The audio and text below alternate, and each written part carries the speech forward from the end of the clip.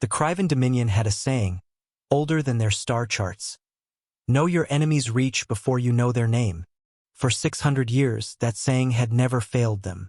Every species they encountered, every fleet they scouted, every civilization they eventually folded into their empire, all of it was measurable, predictable.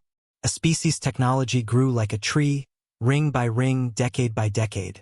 You could look at a species' engines and know almost to the year when they'd develop shields. You could look at their weapons and know when they'd crack fusion, then antimatter, then whatever came next. So when the Dominion scout ship Asheville's Whisper detected a single vessel drifting at the edge of a system called Sol, Fleet Commander Thren Ozakis felt nothing but mild curiosity. Species designation? She asked, not looking up from her console. Human, her sensor officer replied. Third-tier civilization. Records show first contact with the Verity trade envoys 11 years ago. Should be pre-fusion. Maybe chemical propulsion at best. Thren allowed herself a small, thin smile. Another young species still burning their own fuel to reach orbit. Harmless. Charming, even the way a child's drawing is charming. Scan the vessel, she ordered. Let's see what a human ship looks like. The results came back wrong. Not wrong in the sense of an error, wrong in the sense that made her sensor officer, a seasoned Kryven named Doss, request a second scan. Then a third. Commander, Doss said, and his voice had lost its usual flatness. This can't be right. Show me. The image bloomed across the display. A vessel 3 kilometers long, hull composed of a lattice alloy the Dominion's own materials science hadn't cracked. Energy signatures pulsing through it like a heartbeat. Not chemical, not even standard fusion. Something layered, something recursive, folding energy back into itself in patterns their computers struggled to model. That is not third-tier technology, Doss said quietly. That's not even our technology. Thren felt something she hadn't felt in decades of service. Doubt. Hail them, she said. The reply came almost instantly, and when the human's face appeared on screen, Thren nearly laughed. He looked so ordinary. Tired eyes, a half-grown beard, a drink of some steaming liquid in his hand, like he'd been interrupted mid-afternoon rather than confronted by an alien warship. Evening, the human said, or morning, wherever you're calling from. I'm Captain Elias Rourke, commanding the UES Meridian. Can I help you folks with something? You are aboard a vessel exceeding known human capability by centuries, Thren said, choosing bluntness over ceremony. Explain this technology. Rourke took a sip from his cup before answering. That's classified, honestly. But I'll tell you this much, we didn't build it for you. We built it because 40 years ago we almost went extinct. Solar flare event wiped out half our orbital infrastructure in 6 hours. After that, humanity decided we were done being surprised. Done being surprised, Thren repeated. Yeah. He shrugged, like it was the simplest thing in the world. Doss leaned toward Thren, voice low. Commander, the Dominion's own ascension took 1100 years. He's saying they did this in 40. Thren had commanded fleets against species with more ships, more weapons, more raw material.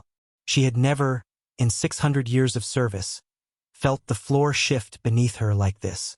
You understand, she said carefully, that this contradicts everything we know about technological development.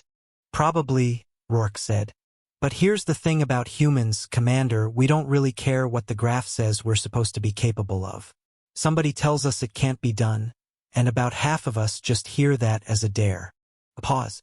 Then, almost gently, why are you really out here? You didn't come to Sol to admire the view. Thren hesitated, a hesitation that surprised her more than the ship had. But something in the human's tone, patient and unthreatened, loosened the words from her. Our scouting reports indicated a resource-rich, technologically primitive system, she admitted. We came to assess it for acquisition. She watched the human's face for anger, for fear. Instead, he just nodded slowly, like she'd confirmed something he'd already suspected. Figured as much, he said. Look, I'm not going to pretend that doesn't sting a little. Getting sized up like livestock. He set his cup down. But I'm also not going to pretend I don't understand it. You didn't know better. That's not malice. That's just not having enough information yet. You are not going to attack, Thren said. It wasn't quite a question. No, Rourke said simply. We could. I won't lie to you. This ship alone could ruin your day pretty badly. But my orders and my own conscience say something different. We don't open doors with violence when a conversation might work just as well. It was that moment. Not the ship, not the impossible technology, not the recursive energy signatures her instruments still couldn't fully parse, that struck Thren hardest. Here was a species that had clawed its way to power that could rival empires 1,000 years their senior. A species with every justification, every capability, to meet a scouting party from an acquisitive empire with overwhelming force. And instead, the man on her screen was offering her tea. We have a saying, Thren said slowly. Know your enemy's reach before you know their name. I wonder now if we had it backward. Rourke smiled, not smug, not triumphant, just warm. Maybe try learning our name first next time. The reach usually makes more sense once you understand the reason behind it. Thren stood at the viewport long after the transmission ended, watching the meridian drift against the stars, patient, immense, and utterly unthreatening despite everything it could do.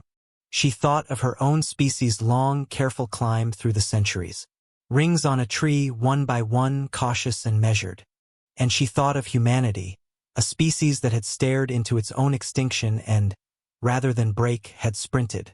Not for conquest, not for glory, just so they would never again have to feel that helpless. Doss, she said quietly, revise the report. Sol is not a target for acquisition. Then what is it, Commander? Thren watched the great ship turn slowly away, its hull catching starlight like something almost alive. A warning, she said, and perhaps an invitation. And for the first time in 600 years of service, Fleet Commander Thren Ozakis understood, not through conquest, not through data, but through a tired man with a cup of tea, what it truly meant to be human.